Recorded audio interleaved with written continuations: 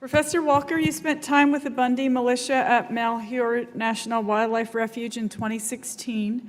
Did the views they shared with you sound anything like what you've heard elsewhere? In your opinion, was the militia expressing commonly held sentiments about how the American people want their public lands managed? Commonly held opinions in Harney County or generally? Really, anywhere that you've been where, Yeah. yeah. Short answer is no. This is a very small community of anti-government activists. They belong to that particular group that is centered on the Bundy family is really a very small group of individuals. But what I'm concerned about is that they give a sense of legitimacy to wider spread anti-government groups. What happened at the Malheur National Wildlife Refuge was that the Bundys came to the wildlife refuge and they began from a particular ideological perspective having to do with religious interpretations of the Constitution. But what they were advocating for was essentially a overthrow of the federal government, a replacement of the existing federal government. I asked the leader of the group directly whether he was really advocating for an overthrow or a replacement of the existing federal government, and he said yes. They made that message very clear.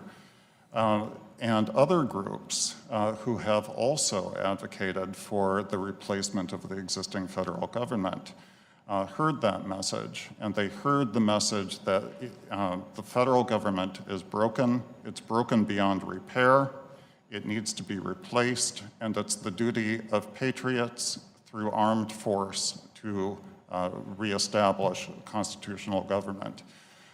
My concern is that some of those groups outside, this is nationwide, some of those groups have latched on to the Bundy family as giving a feeling, an impression, an image of legitimacy to their movement. Their movement, to a large degree, has a history tied to racism, xenophobia, anti-immigrant policy, and those sorts of ideologies. And the Bundy family has given a sort of more appealing public face to those movements. And in that sense, I think that even though their size as a group is very small, they've given legitimacy to wider spread movements. That's my concern. Thank you for that answer. Mr. Nichols, in your testimony, you stated that Harney County is almost like a poster child for collaborative approaches. I was wondering if you could briefly explain how Harney County residents work with federal land managers to collectively solve problems rather than arguing, getting frustrated, and taking it out on federal land managers. Do you have any suggestions of ways this committee can encourage the use of approaches like this more widely? Yes, I do. We have proved over and over in several different cases that sitting down and talking things through with everyone that has a vested interest in an issue is beneficial to the cause, beneficial to the result, the community, and especially the federal land agencies involved.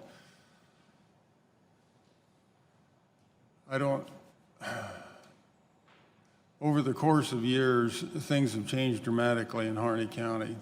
We never were an anti-government, quote unquote, but there have been and there still are things that need to be discussed and looked at.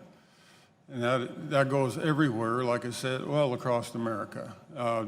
During the occupation, I got calls literally from Maine to California, and no matter how small the federal land mass was in a state, there were still issues with it. That's not to say it's all bad. It isn't something that can't be overcome. But again, the people need to be listened to. And that is quite a broad question. You people are listening today. We appreciate that. But the time needs to be spent like we do in a collaborative process, it takes a long, long time to get to truly know the other people, their ideas and their values. And what we've come to learn is everybody's values are about the same thing. It's just how you come to the end results that are different.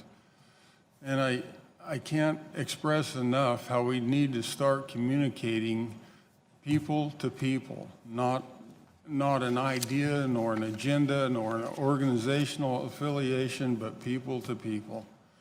And until that happens, we all want protection of our federal employees. That's paramount to them doing their job.